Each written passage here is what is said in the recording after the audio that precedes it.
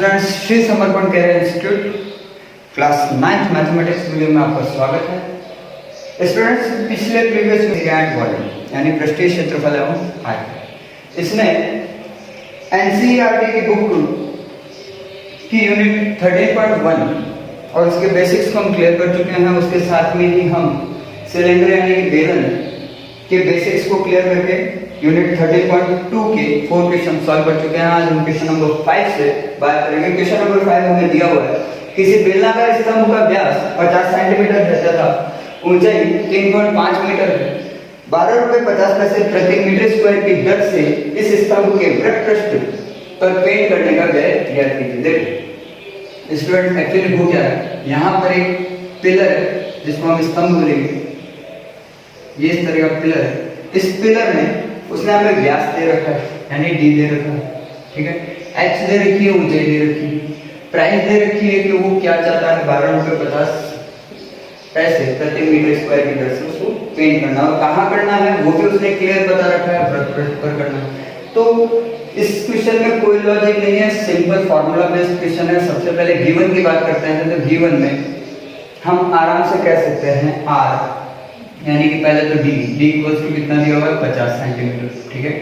उसके बाद में हमें पता है कि हमें फॉर्मूला में डी की नहीं आर की जरूरत पड़ेगी। डी यानी व्यास होता है, आर यानी त्रिज्या होती है, त्रिज्या की जरूरत पड़ेगी। तो त्रिज्या हमेशा व्यास का आधा होती है यानी 50/2 इक्वल्स टू 25 सेंटीमीटर। लेकिन क्वेश्चन पढ़ते वक्त हमने अगर ध्यान दिया हो तो ये मेजरमेंट सेंटीमीटर में हो, ये मेजरमेंट मीटर में है, तो मीटर में ही रखना चाहिए हमें भी। तो हम क्या करेंगे, 25/100 यानी सेंटीमीटर को मीटर में कन्वर्ट करने के लिए 100 से डिवाइड कर देंगे तो ये हो जाएगा 0.25 सेंटीमीटर की जगह मीटर। क्लियर? तो हमें आर मिलेगा। आर मिलने के बाद में अगर हम बात करें इसकी एच की, तो एच उसने दिया हुआ है 3.5 मीटर, ठीक है। और दर की तो दर हम बाद में देखेंगे। पहले हमें उस स्तंभ का वृत्त पृष्ठ क्षेत्रफल निकालना पड़ेगा। वृत्त पृष्ठ क्षेत्रफल, क्योंकि हम उसी पर पेंट करने वाले हैं। किस पर? इस पार्ट वृत्त पृष्ठ क्षेत्रफल कर देगा जिसमें टॉप और बेस काउंट नहीं होगा। तो अब चेक करते हैं बेलन के वृत्त पृष्ठीय क्षेत्रफल। स्तंभ क्या है? बेलन के वृत्त पृष्ठीय क्षेत्रफल का सूत्र होता है 2πr/h। एज सिंपल है। तो यहाँ पर देखो 2 का 2 आ गया, पाई की जगह आ गया 22/7, आर के प्लेस पर हम लिख देंगे 0.25 और एच के प्लेस पर हम लिख देंगे 3.5, ठीक है। अब 7 बन जा 7 और 7 5 जा 35 होता है, तो 3.5 को अगर कट करूंगा तो 0.5। क्लियर हो गया? अब यहाँ से चेक करो, 2 × 22 × 0.25 इंटू 0.5 ये बच रहा है हमारे पास, ठीक है। अब इनको भी मल्टीप्लाई करिए तो 2 × 22 तो हो गया 42, ठीक है। और 25 × 0.5 ये हो गया आपका 0.125, ठीक है। अब हमें क्या करना है, सिर्फ मल्टीप्लाई करना है। 0.125 मल्टीप्लाई बाय 42, तो चेक करते हैं 5 4 22 8 10 1 4 4 and 1 5, ठीक है। 0.4 कैरी आने आएगा। क्रॉस यहाँ पर देखते हैं 0 0 5 0 0 0 5 5 एंड 0। अब पॉइंट के बाद 3 डिजिट्स हैं, 1 2 3 पॉइंट्स। नेगेटिव पॉइंट के बाद 3 डिजिट कर देंगे। ऑल्सो में हम उसे लिख सकते हैं 5.5 मीटर स्क्वायर। 5 के बाद में 0 से इनको रिमूव किया जा सकता है, ठीक है। 5 के आगे 0 उसको भी रिमूव किया जा सकता है, तो 5.5 मीटर स्क्वायर ये हमारा टोटल क्या आ गया स्तंभ का वृत्त पृष्ठीय क्षेत्र। मगर उसने हमसे पेंट कराने का व्यय ज्ञात करने के लिए कहा, ठीक है ना। तो अब चेक करते हैं, उसने हमें रेट दे रखी है कि 1 मीटर स्क्वायर पर पेंट करवाने का व्यय जो है वो कितना है, 12.50, ठीक है। हमारे पास कितना आ गया, हमारे पास आ गया 5.5 मीटर, 5.5 मीटर पर पेंट करवाने का व्यय जो है वो होना चाहिए 12.50 × 5.5, ठीक है। तो अब हमें क्या करना है, मल्टीप्लाई करना। कैसे करेंगे, 12.50 मल्टीप्लाई बाय 5.5, ठीक है। 0, 25, 2, 10, 2, 12, 1, 5 1 6 क्रॉस 0, 5, 2, 6, फिर 0, 5, 7, ये हो गया 8 एंड 6। पॉइंट के बाद काउंट कर लो 2 एंड 1 3 तो 1 2 3 ये हो गया 3। तो हमारी जो प्राइस आ गई वो आ गई 68.75 रुपीज़। आई होप ये क्वेश्चन आपको समझ में आ गया होगा। तो वीडियो को नोट।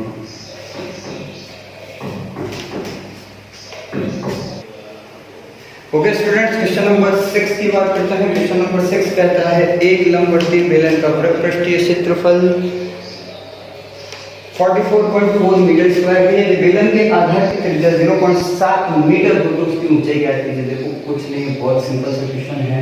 आप अगर इसमें से गिवन निकाल देना, गिवन यानी दिया, क्या दिया हुआ है, सबसे पहले इसको वृत्तपृष्ठीय क्षेत्रफल, यानी उसने कहा बेलन का वृत्तपृष्ठीय क्षेत्रफल, बेलन का वृत्तपृष्ठीय क्षेत्रफल उसने हमें दिया 4.4 मीटर।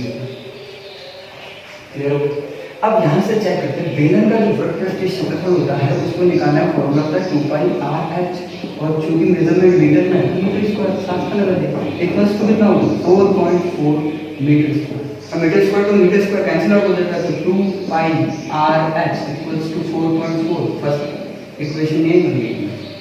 उसके बाद में चेक करो उसमें और क्या दिया हुआ है। तो आप इन वैल्यूज में से बात करते हैं तो इसमें से उसने r दी है। चेक r त्रिज्या कितनी दी है 0.7 मीटर, ठीक है ना।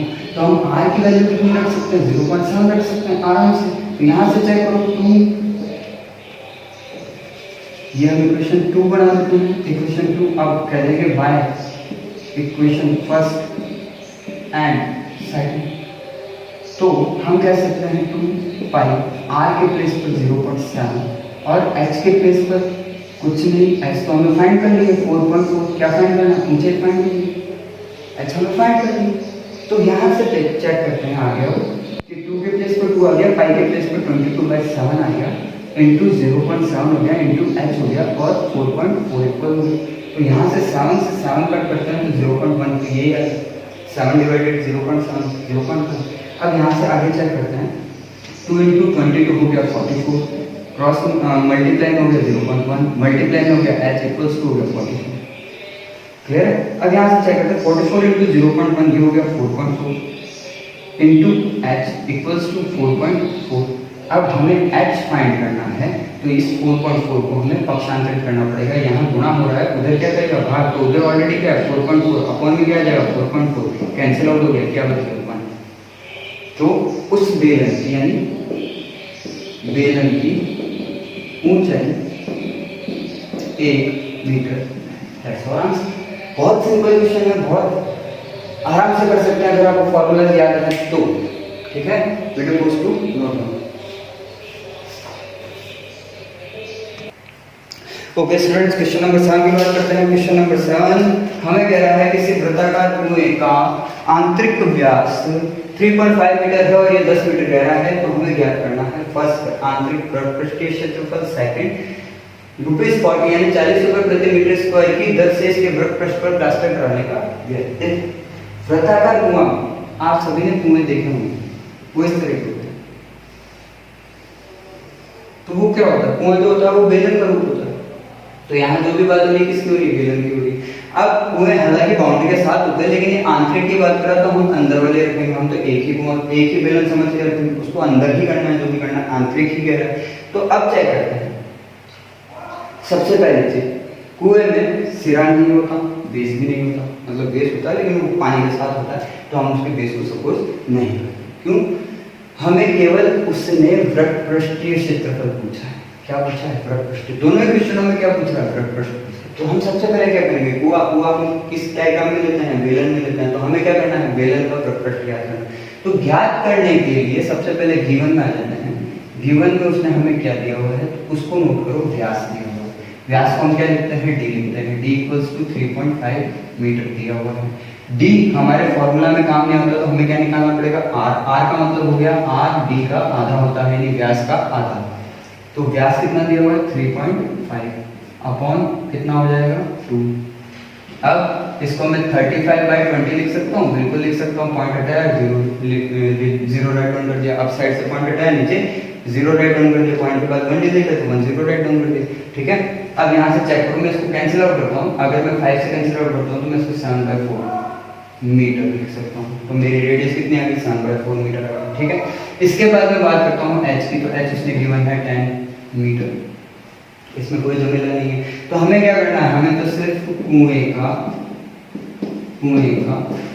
वृत्त पृष्ठ, ठीक है, क्षेत्रफल ज्ञात करना है, कर्व सरफेस एरिया फाइंड करना है। और उसका फॉर्मूला क्या होता है, उसका फॉर्मूला होता है 2πr/h। सिंपल, एज सिंपल है। तो फर्स्ट का आंसर हमारे पास में आ गया। आंसर फर्स्ट हम किस तरह से देंगे, आंसर फर्स्ट हम इस तरह से देंगे कि कुएं का वृत्त पृष्ठीय क्षेत्रफल यानी 2πr/h। 2 हमारे पास में ऑलरेडी फार्मूला से आया, पाई की वैल्यू हम 22/7 कर देंगे, आर की वैल्यू 7/4 आई गई हमारे पास, और एच की वैल्यू लेते हैं वो 10 दी हुई। तो यहाँ तो कोई प्रॉब्लम नहीं।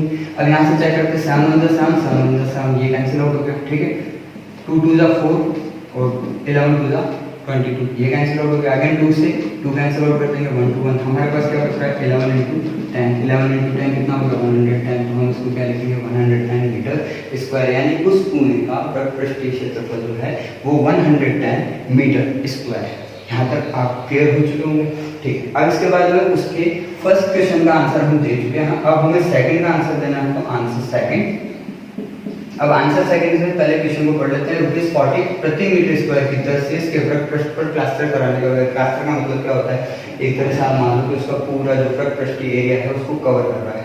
ठीक है ना, तो एरिया कितना है हमारे पास में 110 मीटर स्क्वायर। ठीक है, हमारे को क्या प्राइस देनी है, 1 मीटर स्क्वायर के लिए 40 रुपीज देनी है। तो हम आंसर सेकंड को बहुत आराम से दे सकते हैं, 1 मीटर स्क्वायर पर प्लास्टर कराने का व्यय, प्लास्टर कराने का व्यय कितना है 40 दिया हुआ ना उसने 40 रुपीज। ठीक है, अब चेक करते हैं हमारे पास कितना है, हमारे पास तो 110 मीटर स्क्वायर पर प्लास्टर कराने का व्यय क्या करना पड़ेगा 40 × 110 रुपीज। ठीक है, और इसको मल्टीप्लाई करेंगे तो हमें कितना मिल जाएगा 4400 रुपीज। यानी उस वॉल के जो इनर साइड की जो सरफेस है उस पर प्लास्टर कराने का टोटल एक्सपेंसेस कितना होगा 4400 rupees. Use to note. Okay students, check करते हैं क्वेश्चन नंबर 8। क्वेश्चन नंबर 8 कहता है गर्म पानी द्वारा गर्म रखने वाले संयंत्र का मतलब हो गया मशीन में 28 मीटर लंबे और 5 सेंटीमीटर व्यास वाला एक बेलनाकार पाइप है। संयंत्र में गर्मी देने वाला कुल कितना पृष्ठ। देखो सवाल को अगर समझोगे, इस सवाल को समझना है तो बहुत सिंपल सी लॉजिक है। यहाँ से चेक करो, यहाँ ये एक पाइप की बात कर रहा है। पाइप हमारे सबके घरों में होते हैं, अच्छी तरह जानते हैं पाइप कुछ इस तरह से। तो ये जो फॉर्मेट है इसका फॉर्मेट है बेलन का। अब उसने इसकी लंबाई कितनी दे दी 28 मीटर। इसकी लंबाई कितनी दे दी 28 मीटर। अगर मैं बेलन को ऐसे करूँ वो ऊंचे ही देगी। तो चेक करते हैं सबसे पहले तो गिवन में हमने जो पहली चीज निकाली वो निकाली कि h जो है उसने 28 मीटर थी। ठीक है, उसके बाद में वो कह रहा है 5 सेंटीमीटर का व्यास है, यानी कि अगर हम बात करें तो d = 5 सेंटीमीटर गिवन है। ठीक है, यानी व्यास यानी d = कितना 5 सेंटीमीटर गिवन।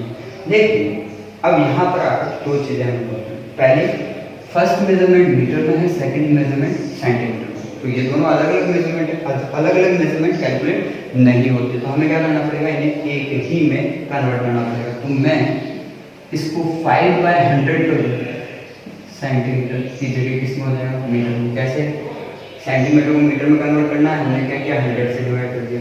तो हम इसको क्या लिख सकते हैं 1/20 मीटर में लिख सकते हैं। ठीक, दूसरी हमें डी की नहीं हमें आर की जरूरत है। हर फॉर्मूला में डी नहीं आर काम आता है। तो आर के लिए हमें क्या करना पड़ेगा, d/2 करना पड़ेगा। अब d कितना है मेरे पास में 1/20 है, इनटू क्या कर दिया मैंने 1/2, ये कितना हो गया 1/40 मीटर, ये हमारा आर है। ठीक है, दूसरी चीज इसने स्टार्टिंग में क्या कहा, गर्म पानी द्वारा, तो गर्म पानी डालने के लिए और निकालने के लिए भी तो स्पेस होनी चाहिए। तो इस पाइप में ये वाला सिरा नहीं है और ये वाला सिरा भी नहीं है, यानी हमारे पास क्या बचा, हमारे पास सिर्फ ये वृत्त पृष्ठ बचा, हमारे पास क्या बच गया, हमारे पास सिर्फ और सिर्फ वृत्त पृष्ठ बचा। यानी कि जो भी गर्मी इस मशीन के अंदर जा रही है वो किससे जा रही है, इस पाइप के वृत्त पृष्ठ से। और पाइप क्या होता है, बेलन होता है। तो हमें क्या करना है, हमें तो उसने सिर्फ यही तो पूछा है ना कि कुल कितना पृष्ठ है, तो हमें ये पता लग गया बेलन यानी पाइप का केवल वृत्त पृष्ठ ही सही गर्मी दे रहा है। तो हम कह सकते हैं पाइप का वृत्त पृष्ठीय क्षेत्रफल। अब हमें पता है पाइप का वृत्त पृष्ठीय क्षेत्रफल, पाइप यानी क्या हो गया, बेलन हो गया। बेलन का वृत्त पृष्ठीय क्षेत्रफल क्या होता है, 2πr/h, ये तो होता है इसका फॉर्मूला। तो आप चेक करो, आर भी है मेरे पास में, एच भी है मेरे पास में, तो एज सिंपल है, मुझे क्या करना है, सिर्फ वैल्यूज पुट करनी। तो 2 आई गया, पाई के प्लेस पे क्या आ जाएगा 22/7। ठीक है, आर के प्लेस पे क्या आ जाएगा 1/40 इंटू एच के प्लेस पे क्या आ रहा है तो 28, चेक करो। ठीक है, अब 7 × 7 7 4 28 कैंसिल आउट हो। ठीक है, अब फिर से 4 × 4 4 10 40, तो हमारे पास क्या बच रहा है 2 × 22 अप साइड में और 10 डाउन साइड में। 2 × 22 कितना हो गया 44/10 और इसको डिवाइड कर देंगे तो कितना आ जाएगा 4.4 मीटर स्क्वायर। तो ये हमारा फाइनल आंसर, यानी उसको उस मशीन में गर्मी देने वाले पाइप का क्षेत्रफल जो कि गर्मी दे रहा है, हीट दे रहा है, उसका एरिया कितना है 4.4 metre square. Video goes to note.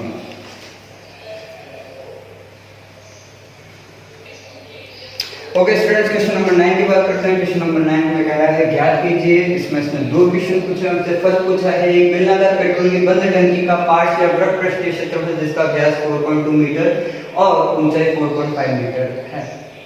कोई प्रॉब्लम नहीं है, आर भी डी दे रखा, मतलब व्यास यानी डी दे रखा है, तो आर त्रिज्या हम निकाल देंगे, ऊंचाई उसमें दे रखी है, वृत्त पृष्ठीय क्षेत्रफल मांग रहा है, बहुत सिंपल सा फॉर्मूला है। लेकिन इसके सेकंड क्वेश्चन को अगर हम पढ़ते हैं, इस टंकी को बनाने में कुल कितना इस्पात लगा होगा, यदि कुल इस्पात का 1/12 भाग बनाने में नष्ट हो गया। तो सेकंड क्वेश्चन थोड़ा सा लॉजिकल है, लेकिन इसको सॉल्व करने के लिए हम एक एक काम करेंगे। सबसे पहले हम देखते हैं टंकी बेलनाकार बता रहा है और बंद बता रहा है। बंद का मतलब क्या होगा, उसका टॉप भी है, उसका बेस भी है और उसका वृत्त पृष्ठीय क्षेत्रफल है। लेकिन फर्स्ट क्वेश्चन में अगर हम बात करें D1, तो देखो उसने h इक्वल्स टू हमें 4.5 मीटर दिया हुआ है, ऊंचाई 4.5 मीटर दी हुई है। उसके बाद हम बात करें d यानी कि व्यास उसने हमें दिया 4.2 मीटर के बेस पर।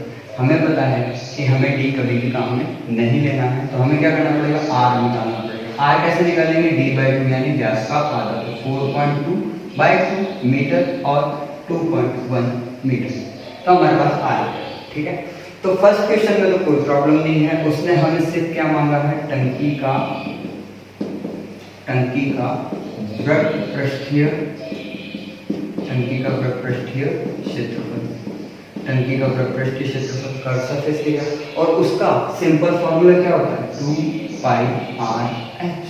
सिंपल है, ये तो बहुत सिंपल है। ये कितना हो गया, 2 के प्लेस पे 2 हो गया, पाई के प्लेस पे कितना हो गया 22/7, आर के प्लेस पर कितना हो जाएगा चेक करो, आर के प्लेस पर हो जाएगा 2.1 और एच के प्लेस पर कितना हो गया, एच के प्लेस पर 4.5।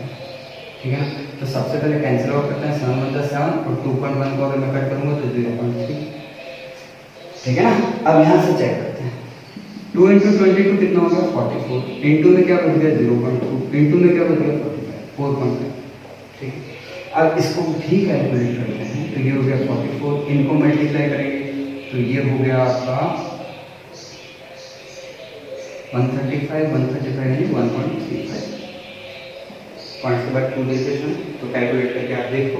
अब हमें क्या करना है, सिंपल 1.35 मल्टीप्लाई बाय 44 चेक कर लेते हैं, 5 × 20 12 and 2 14 1 4 1 4 and 1 5 क्रॉस 0 4 5 0 4 9 and 5, तो यहाँ कितना आ जाएगा यहाँ पर पॉइंट के बाद 2 डिजिट है, यहाँ पर भी आंसर में पॉइंट के बाद 2 डिजिट लगा देंगे तो 59.40 मीटर स्क्वायर।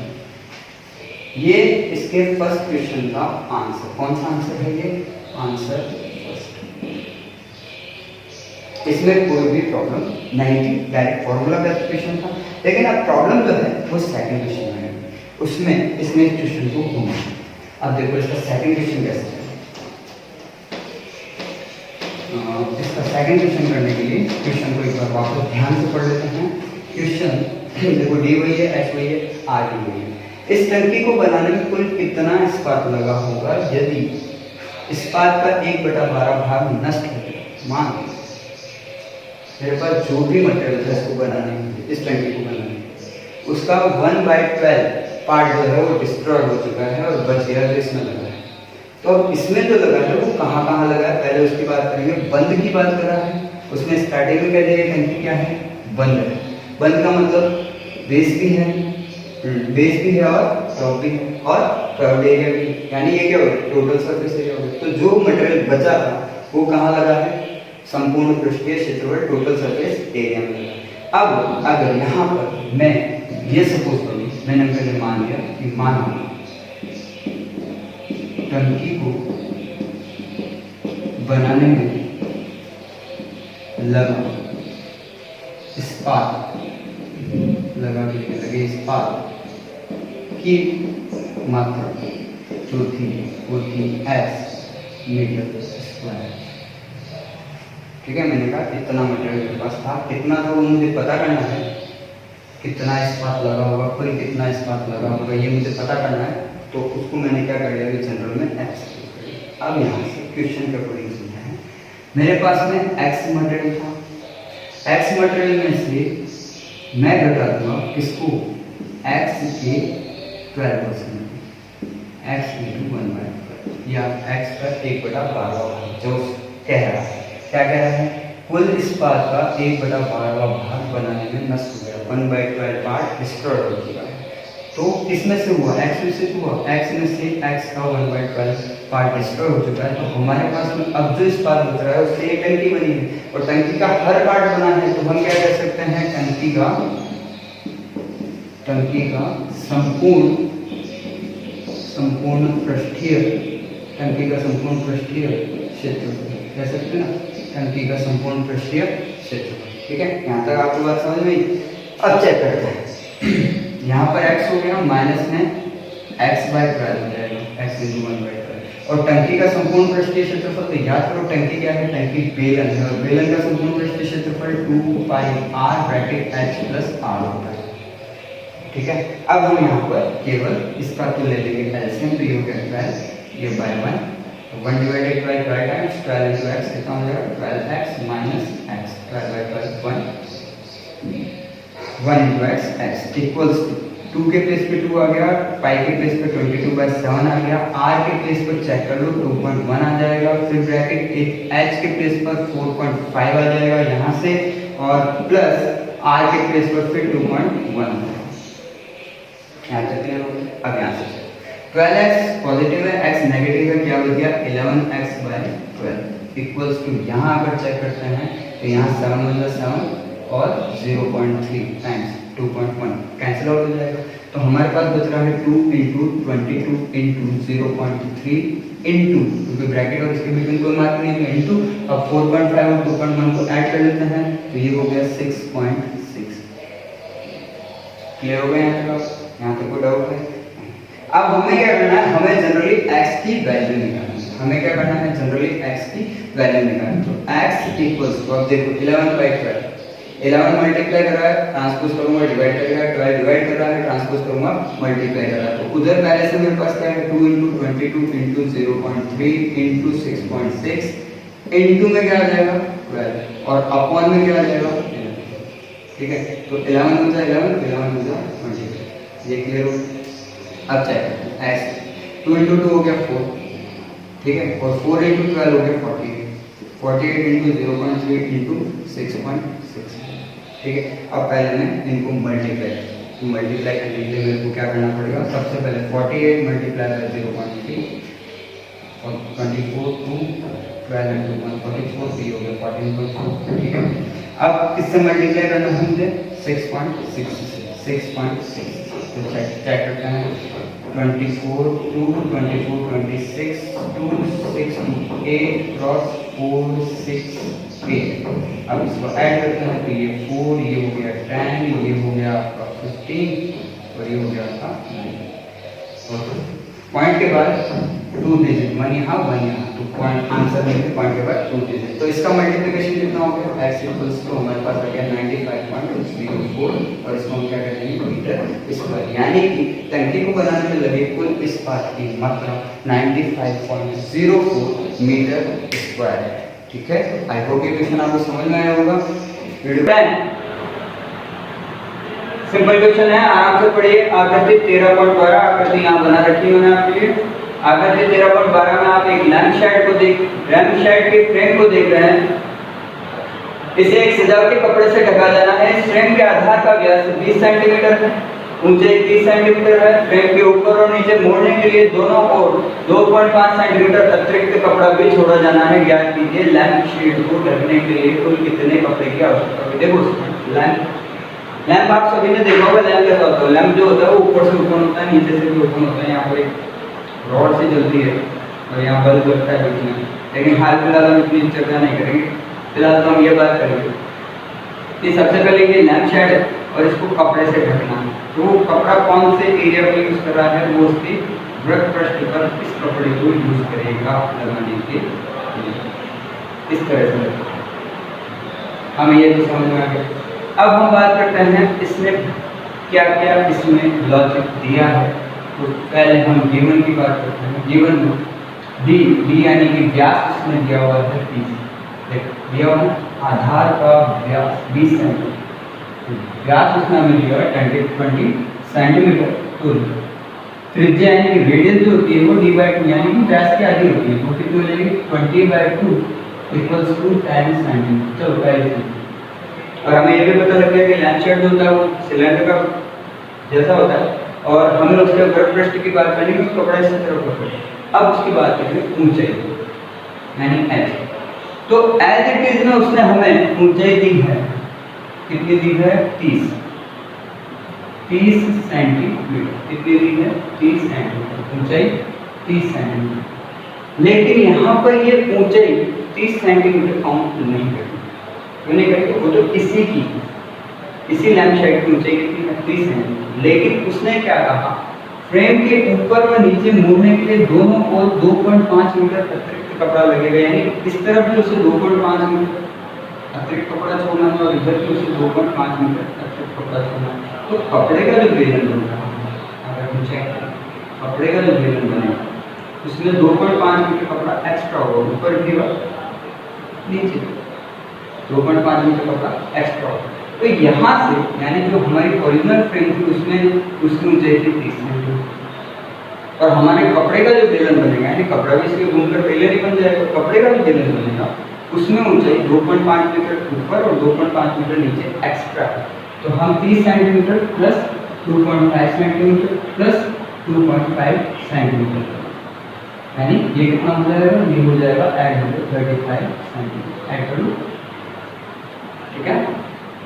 तो ये आपकी ओरिजिनल जो हाइट है इस क्वेश्चन के अकॉर्डिंग वो कितनी होनी चाहिए? 35। क्यों? आपको बेलन का वृत्त क्षेत्रफल ज्ञात नहीं करना, आपको किसका करना है? कपड़े का एरिया करना है। और कपड़ा कहाँ घूम रहा है? बेलन के वृत्त पर। उस पर भी क्या हो रहा है? 2.5 ऊपर और 2.5 नीचे, 2.5 सेंटीमीटर ऊपर और 2.5 सेंटीमीटर नीचे की तरफ छोड़ा जाना है। हमारी ओरिजिनल हाइट कितनी हो जाएगी इसकी कपड़े के लिए? 35। अब हमें क्या करना है? हमें तो केवल उसका वृत्त पृष्ठीय क्षेत्रफल ज्ञात है और वृत्त पृष्ठीय क्षेत्रफल का सूत्र 2πr। ठीक, चेक करते हैं। 2/2 आ गया, पाई के प्लेस पर 22/7 आ गया, r के प्लेस पर कितनी आ गया? 10 और h के प्लेस पर कितना आ गया? 30। क्लियर है? अब 7 × 7 ठीक है। अब यहाँ पर 2 × 22 कितना हो जाएगा? 42 और 10 × 5 कितना हो जाएगा? 10 × 5 50। क्लियर है? अब इसको मल्टीप्लाई करते हैं। 0 को 0, 5 4 20, कैरी 2, 5 4 20 22 सेंटीमीटर स्क्वायर। ये हमारा फाइनल आंसर। तो ये सवाल बहुत इजी था, इसका आंसर भी बहुत छोटा था, सिर्फ इसने इस सवाल को थोड़ा सा घुमा रखा था और घुमाने के लिए लाइन यही यूज करें। कहाँ हम कंफ्यूज हो सकते थे, हम हाइट पे कंफ्यूज हो सकते थे। क्यों? उसने हाइट दी थी 30, लेकिन उसने नीचे वाली लाइन में ये कह दिया कि फ्रेम के ऊपर और नीचे मोड़ने के लिए दोनों तरफ 2.5 मीटर 2.5 सेंटीमीटर तक कपड़ा लगाना है, तो वो हाइट में ऐड होगी, ठीक है। क्योंकि आपको कपड़े का एरिया, कपड़े की आवश्यकता, उसने क्या कहा, सिंपल है कहा कुल कितने कपड़े की आवश्यकता होगी, हमें तो कपड़े का एरिया निकालना है, हमें फ्रेम का एरिया नहीं निकालना है, ठीक है। आई होप ये क्वेश्चन आपको समझ में आया होगा। वीडियो पोस्ट टू नोट करना।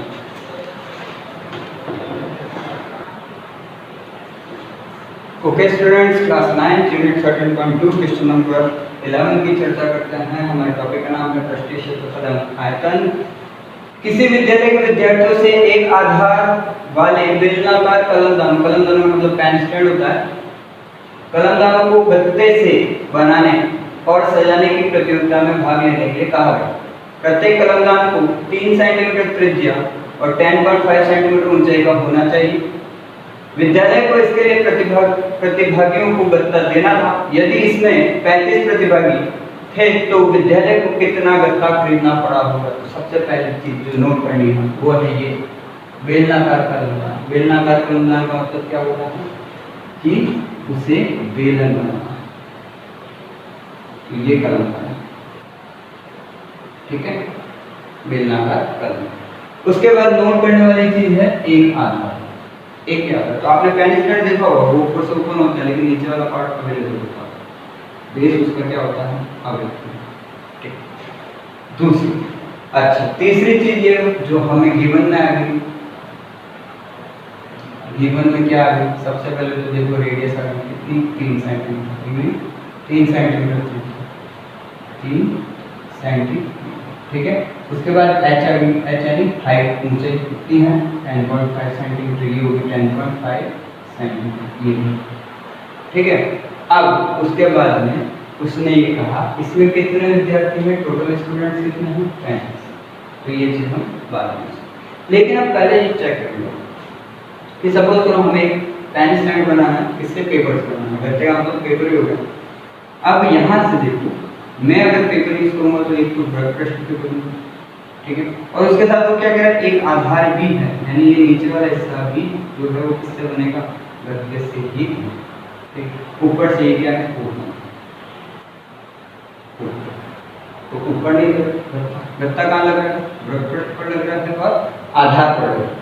तो अगर सबसे पहले मुझे ये पता चल जाए कि एक पीस में कितना गत्ता लग रहा है, यानी कितनी क्वांटिटी मटेरियल यूज हो रहा है, तो मेरे को कितने पीस बनाना चाहिए, यानी स्कूल में जो कंपटीशन हो रहा था उसमें कितने बन रहे थे, 35, तो मैं एक को मल्टीप्लाई कर दूंगा 35 से, पता लग जाएगा टोटल गत्ता कितना चाहिए हमें, ठीक है ना। तो हमें यहाँ क्या करना है, सबसे पहले तो ये देखो हम ये करेंगे एक कलमदान, यानी पेन स्टैंड, एक कलमदान का क्षेत्र या कुल क्षेत्रफल है, तो एक कलमदान का क्षेत्रफल जो है उसको निकालने के लिए हमें चाहिएगा सबसे पहले तो बेलन का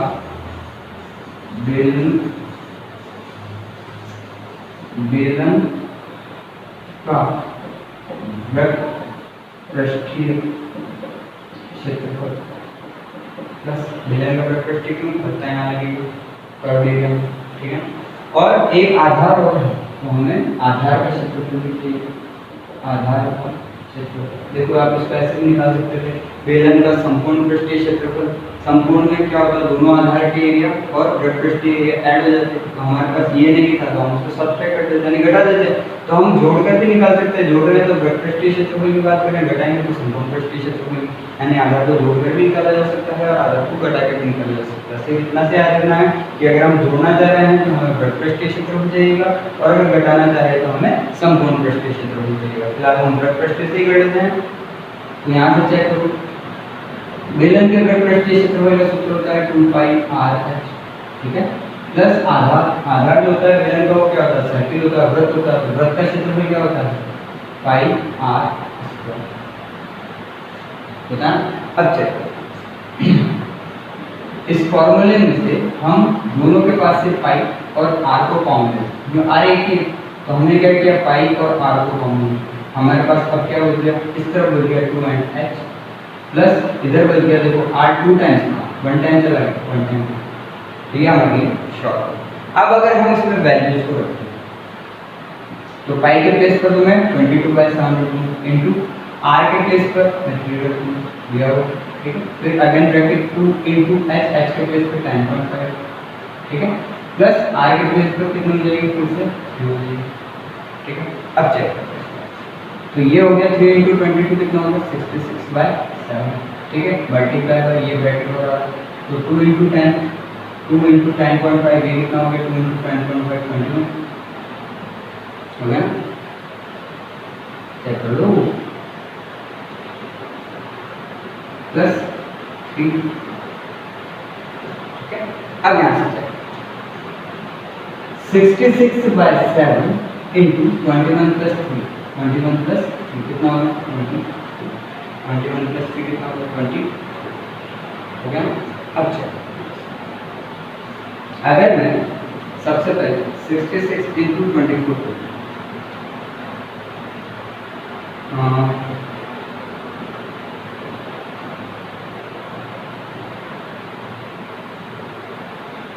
1584, तो ये कितना होगा 1584/7 सेंटीमीटर नहीं है।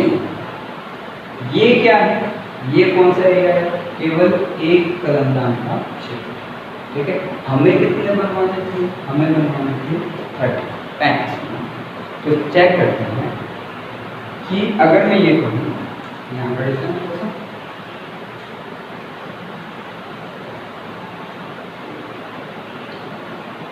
अगर मैं ये